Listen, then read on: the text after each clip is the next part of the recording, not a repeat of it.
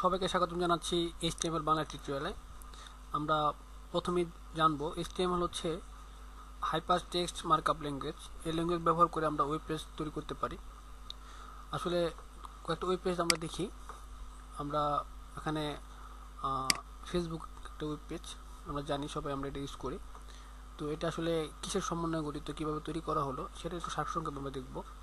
আমি যদি মাউসের অ্যাড বাটন ক্লিক করে ভিউ পেজ সুইচে যাই, তাহলে দেখতে পাবো কিছু কোড দেখতে পাবো। আসলে এই কোডগুলি হচ্ছে HTML কোড দিয়ে তৈরি করা, HTML ল্যাঙ্গুয়েজ দিয়ে তৈরি করা।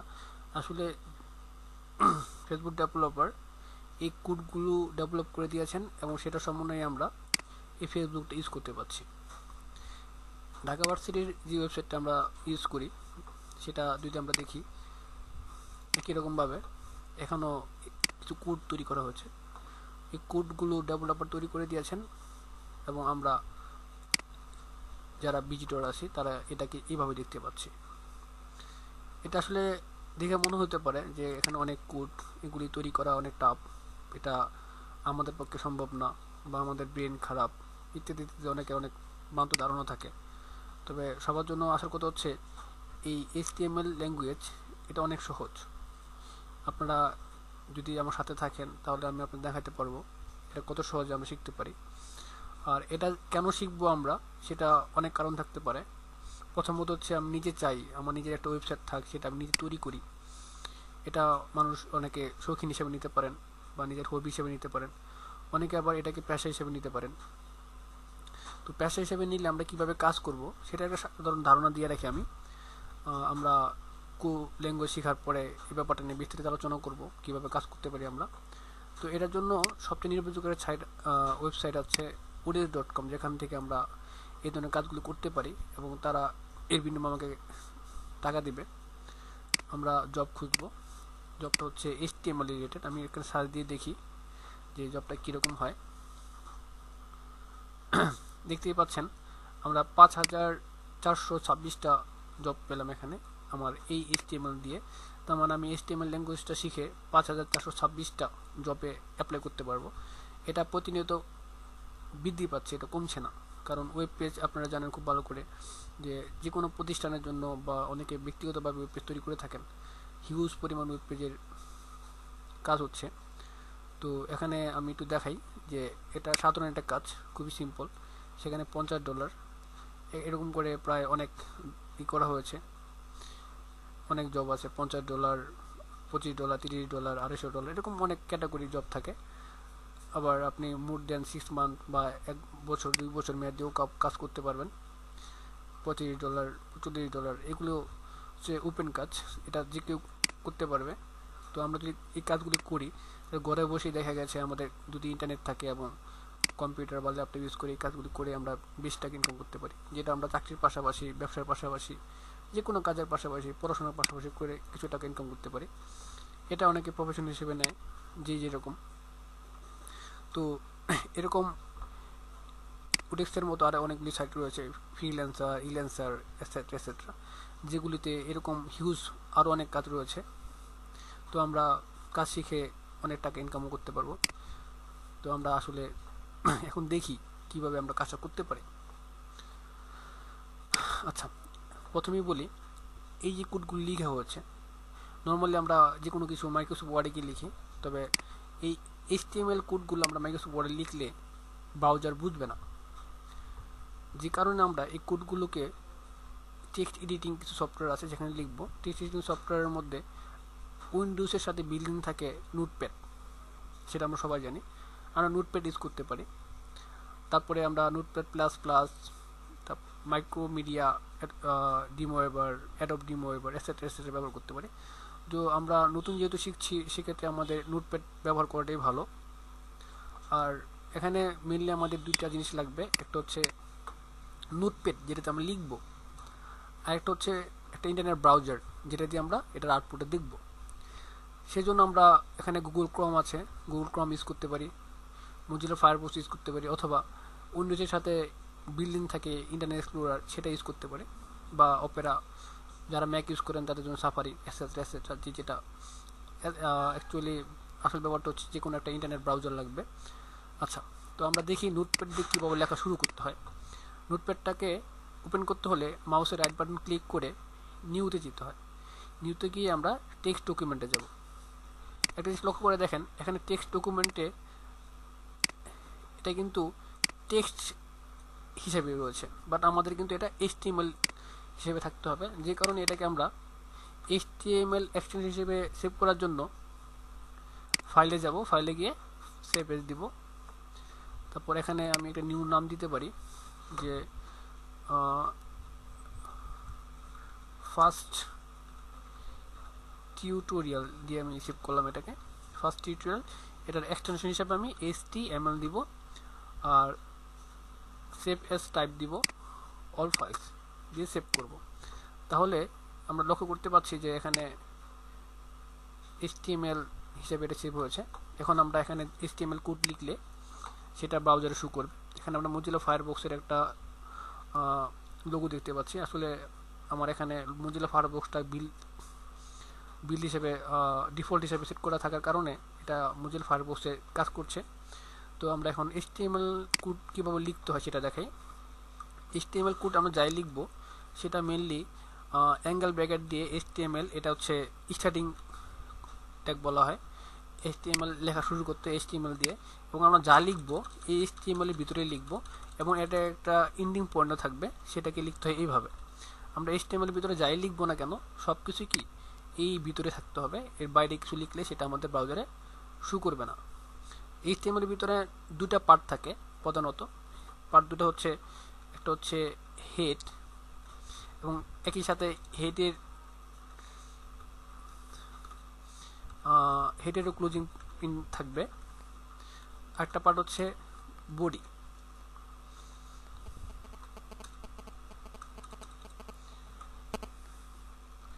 আমরা বডির ক্লোজিং পয়েন্ট দিলাম।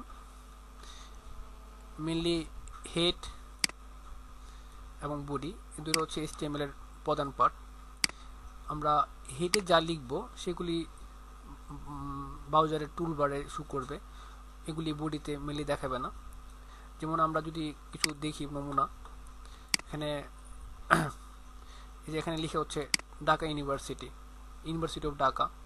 তারপর এখানে লিখে হচ্ছে ইমাম মরফত, এখানে লিখে হচ্ছে ফ্রিল্যান্সার HTML জবস। এগুলো হচ্ছে টাইটেল বলা হয়। এগুলো যে লেখাগুলো দেখতে পাচ্ছি এগুলো সবই কোথায় লেখা, এই হেডের ভিতরে লেখা।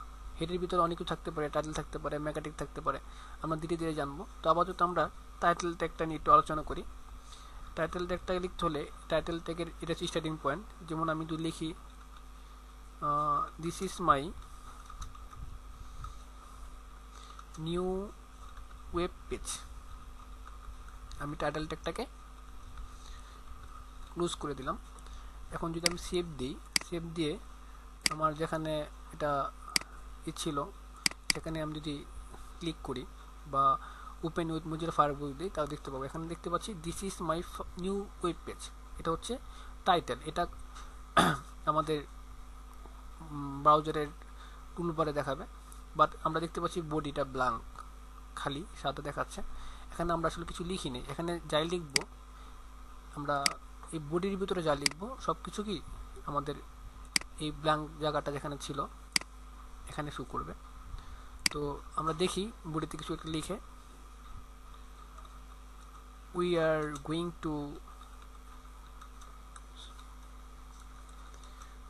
to learn HTML।